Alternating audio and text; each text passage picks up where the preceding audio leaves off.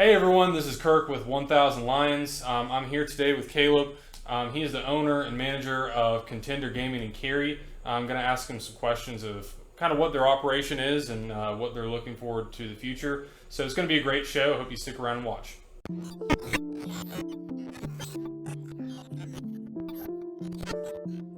Welcome to the 1000 Lions podcast, meeting at the intersection of gaming, life and memes. Featuring Bubba of the Zoo, Johnny 1000 and Kirkestein. So we're lucky enough to have Caleb with us today.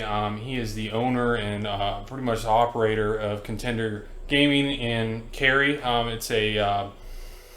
don't you tell us kind of what Contender is about, what you do, just briefly. Oh, yeah, absolutely. So, like you said, I own Contender eSports Gaming Center. We're in Waverly Place, Cary. And what we do there, we are a facility, pretty much like a sports facility. It's all set up for gaming. You're able to come in. We have our PCs, our consoles, and everything's already there. Just sit down and play.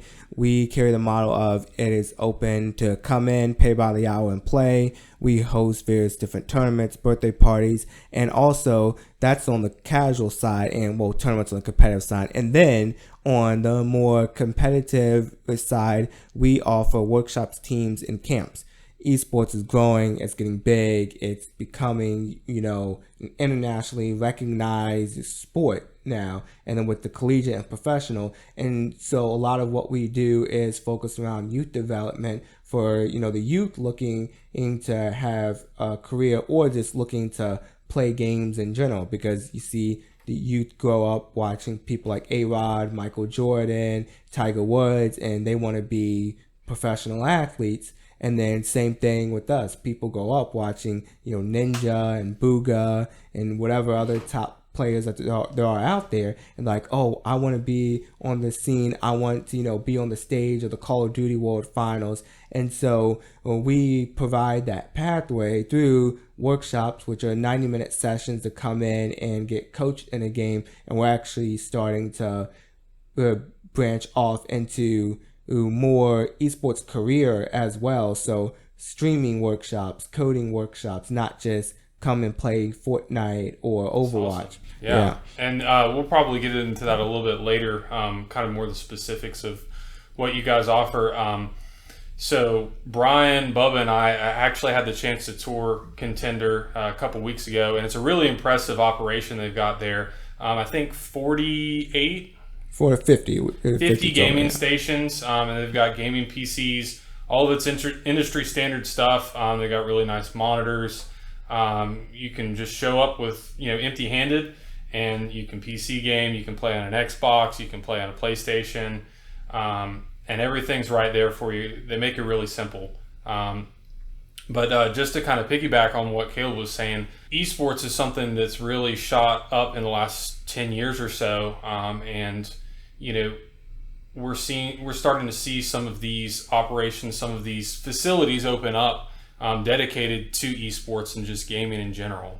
In the olden days, you might have an internet cafe or maybe a gaming cafe at a mall or whatever, but these things are becoming a lot more mainstream, like you said, where you have people playing, making big money and doing this professionally, like Ninja or Booga or whatever. And so it's really interesting to see just kind of how the industry has grown. So how did you get into gaming? Like, what made you want to get involved in esports and with Contender Cary? Like, what made you interested in doing that? So I always played games growing up, and I played soccer and grew up, through the youth, and I played overseas in Germany for a few years. And, getting together, we would have, it was like LAN parties, but at our houses. And then back then, online gaming was a thing, but it was more so we would play FIFA and NBA 2K, and it was like everyone gets to the house, and so you didn't need internet to do that. Mm-hmm. And we did play Halo, but it was the sports games were the really popular ones, unlike nowadays where most kids don't play sports games except for Rocket League, if you count that. Mm-hmm. And I was was researching, watching Twitch, saw Ninja was one of the first people I started watching on Twitch. I mean, this was, back in 2018 when he was blowing up. And I was like, wow, this is awesome. This many people watching and playing. I did more research on it, started learning more about the industry, how big it was, because being involved in the video gaming industry was something that I was like, I would be cool to work in this industry. Now back then, the only career path really was being a creator, and now there wasn't there was the esports, just no one really knew about it. So I was like, wow, this is awesome. I want to get involved in this. And then a couple months after that, I found so Contender Esports is a franchise, and I own the rights to the Cary location, and just found the opportunity. I was like, wow, this is great. This is really what we want to run with. Want to be a part, a front runner in this industry. Yeah. So like you mentioned before, you got your casual gamers that maybe just want to walk in the door and say, hey, I've got 2 hours to kill. I want to play some Call of Duty, and they can do that right there in Cary, Waverly Place. You also host tournaments. Various different games, I imagine League of Legends, Overwatch, Fortnite. What can you tell me about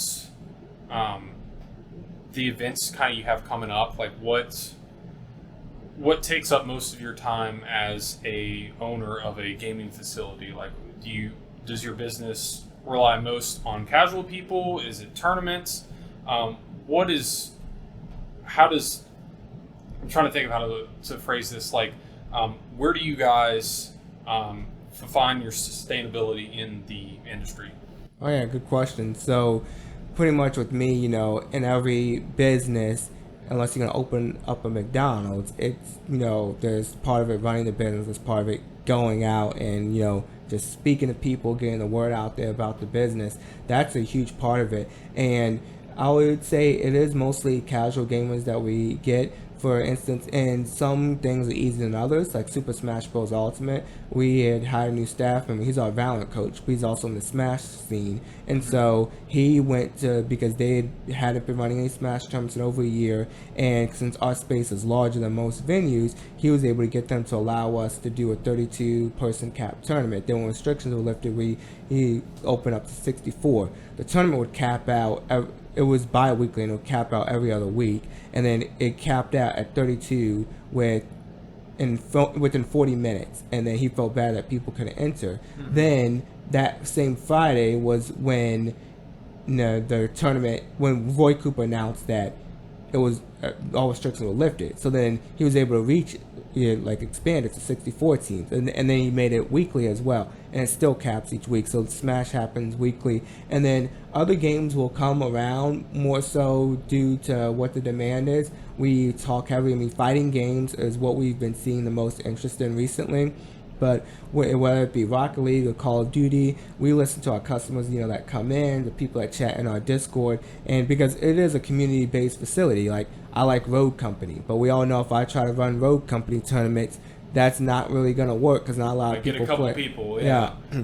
Yeah. And then on the other side of it, let's talk about there's the workshops, there's teams, there's camps, the more coaching and training youth-based side, that in itself is a large part of the business as well. And the tournament organizing, that really takes care of itself in a lot of sense because there's already those gaming communities out there, and it's more so just about connecting and working with them. The whole training side, it's about scheduling, and then there's multiple coaches, so it's managing 6 coaches on staff, which most are great, and it's always within a business when you have to manage people. Things can happen, and then also the parents don't understand it. So if we go to a 25-year-old, he comes in and say, hey, do y'all got any League of Legends tournaments? Or as opposed to the mom comes in and asks 40 questions, the basic esports questions. Yeah. So, yeah. What would you say that are the biggest barriers to growth for both Contender, but just kind of esports as a whole? Like, what to see esports? We've already seen exponential growth in the last few years. What would you say are some of the things that are keeping it from just growing even more? Not to say that it isn't growing, because it is, obviously, but what are some things that are hindering that growth, would you say? Well, at a Contender eSports base, like at a low level, obviously COVID was one, but that we're getting out of that, and it's more so the lack of understanding is what's hindering the growth the most, because people will say a lot of times, "Oh, we didn't expect it to cost that much for a team," and I'm just like, "But you all pay twice as much for less, in hockey and karate and baseball." And so, and then the thing is, and like y'all saying that and I was saying, like, soccer, I said I played professionally over in Germany. I didn't make a penny playing soccer until I was 19 years old. There are these 14-year-olds that make it more in a year than I did in my entire career. Where'd you play in Germany? Bonn, Germany. So it was the capital West Germany, when there was East and West Germany, because most people haven't heard of the city. I'm trying to think of, so that wouldn't be... It's near Cologne. Okay, but it's not Cologne, right? I follow European soccer some, not German. The German league's not as much, other than obviously like the top. So the team is called FC Cologne, because like it's Cologne in English, but Cologne. Is that where you played? So no, I didn't play for that team. Yeah, I wish. Yeah. But that's the team in the city. So I played in one of the lower divisions. Okay, all right, very cool. Sorry, I was just wondering about that. I didn't mean to break your concentration, but like I said, we're here with Caleb. With Contender Gaming in Cary, Waverly Place. If you wanted to give a shout out to your business, this is free publicity. Say whatever you want. Talk about Contender, what people can expect from you guys, what they should be excited about, what's coming up. All right, yeah, absolutely. So, at Contender Cary, everything's Contender Cary, so all social media handles, contendercary.com is the website you go to, and just call us at any time with any questions that you might have. So whatever the age is or experience level, we cater to, work from casual gamers all the way to the pro gamers. So just give us a call, stop in sometime, see what we have and what we offer. And if you're ever looking to partner or work with us in any way, we're always down and open to work with anyone and everyone.